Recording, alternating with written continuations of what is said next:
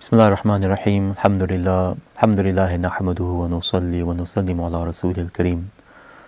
أما بعد فقد قال الله تبارك وتعالى في القرآن المجيد والفرقان الحميد أعوذ بالله من الشيطان الرجيم بسم الله الرحمن الرحيم الله نور السماوات والأرض صدق الله العظيم وقال الله تبارك وتعالى في شأن حبيبه مخبرا وآمرا إن الله وملائكته يصلون على النبي يا أيها الذين آمنوا صلوا عليه وسلموا تسليما اللهم صل على سيدنا ومولانا محمد وعلى آل سيدنا ومولانا محمد وبارك وسلم وصلي عليه. My respected brothers and sisters, Assalamu alaikum wa rahmatullahi wa barakatuh. And for this very short presentation, I'm going to explain about the existence of God and the proof of the existence of God. Because unfortunately we are in a secular dominated society. The press is very anti-religious, the academics are very anti-religious, man's arrogance has become huge, and man thinks that they are the greatest things in the universe because of their intellect. But what they don't realize is that this intellect has been given to them by Allah subhanahu wa ta'ala, not to make them arrogant, but to make them appreciate and stare in wonder and amazement at Allah subhanahu wa ta'ala and His creation. So how do we go about proving the existence of God? Well, it's very simple actually. First of all, let's understand what sort of things are there in this universe. Now, obviously there's things made from nature and there's things made from mankind. And if you separate the two categories like this, you find that they're actually very, very interesting categories. What's made by nature is absolutely amazing and huge, and it's the entire universe. And what's made by man just really exists more or less on this earth. So let's find something as simple as possible. The simplest thing man has made. Now, I leave it to you to think of something, but I would suggest take, for example, a common pin. A common pin is what you use in sewing and in material science, etc. It's just a pin you pin bits of material together. Simple common pin. That's very simple. It's made out of metal, and it's made in huge numbers, in huge quantities. Now that is man-made, and everything else is made by nature. But let's have the analogy. Now, if we said a common pin, exists, and we said it exists because it made itself, you would think that comment would be crazy, because everyone knows it's actually man-made. A man has made it. Now, obviously, you can argue, yeah, a machine has made the pin. Yeah, but man has made the machine. So, end of the day, you come back to man. So, the entire audit process for that common pin, it ends up being the design, the efforts, the systematic management of a person or people. So, mankind has made the pin.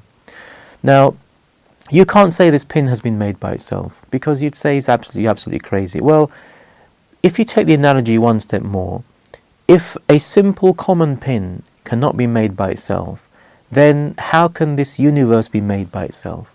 The logic doesn't apply, or the logic applies, but the logic is not fulfilled. The answer is not complete, because if a simple common pin cannot be made by itself, and how can a complex universe be made by itself? Logically, if you leave things alone without a designer, you get chaos. Now, is the universe in chaos? No, it isn't. But if the man-made world wasn't maintained by man, it would be in chaos. Just take, for example, your room. If you just lived in your room and didn't pay any attention to it, eventually it'll just become messy and it'll become unhygienic, because you're not paying attention to it. So leaving things alone, not managing things, will end up in chaos.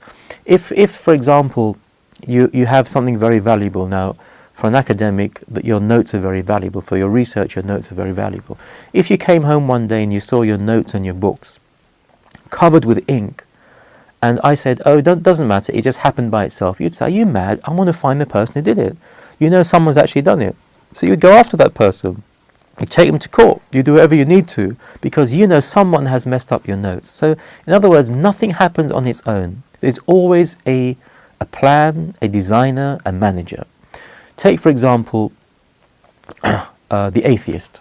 That Allah Azza wa Jal says in the Holy Quran about the atheist that that person is actually arrogant. That person actually, he doesn't want to follow Allah subhanahu wa ta'ala. Now the word, let's take the greatest disbeliever, which is Iblis. Now, even Iblis, although he doesn't follow God, he actually believes in God. He believes in God, but he does not wish to follow Allah subhanahu wa ta'ala. So his arrogance has said, I am not going to follow you. His pride says, I'm not going to follow you, because Allah says, Aba wastakbar wa kana min al-kafirin. He was proud and he was, arrogant. I'm not going to follow you, Ya Allah, because you want me to do sajda to Adam alayhi salam, and I'm better than him. So although Iblis believes, he rejects Allah's authority. And that's what the word kafir means. Kafir is from kafara. It means you hide your faith. So I put it to every atheist, you are actually hiding your faith. You're not denying the existence of God. You're actually deep down believing in Allah's existence, but you don't want to follow Him, because that is what atheism is. You deny Allah subhanahu wa ta'ala, but actually deep down you do believe in Him. Now, I'll give you an example. As someone said to me when I was at university, someone said, I don't need God, therefore I don't believe in God. Well, you say that now. You say that now, because you have your health, you have your youth, you have your life. But what happens when, your life is about to end? What happens when you're on a hospital bed and you have tubes coming inside you to keep you alive? You have morphine being pumped into you to relieve you of your pain, of your pangs of death. And the doctor says to your family, you know what? You have to say goodbye to this person now. He hasn't got long left. What will you say on your deathbed? Will you say so arrogantly, I still don't believe in God? Or will you say, oh God, forgive me. Oh God, please help me. You see, the strongest atheist, when faced with a life-death situation, turns to God. And the example that Allah gives in the Holy Quran is if you're on a ship and the ship is in a storm, you suddenly realize how insignificant and powerless you actually are. You're at the mercy of the storm. And these storms, believe me, when they rage, you can have not just, a few meter waves, you can have 30-meter wave heights. Under certain conditions, you can get 30-meter wave heights. Will you say so arrogantly, I don't believe in God? Or will you say, oh God, please save me? And in the real world, this is what happens. When planes are diving towards the ground and people in the cabin of the plane, because they've survived, when they speak to reporters ask them, your plane was diving towards the ground, it was out of control, the pilots were frantically trying to get it back in control. What was happening? Because you all thought you were about to die. What was going on? Was there screaming? Was there shouting? They said, no, we were all praying.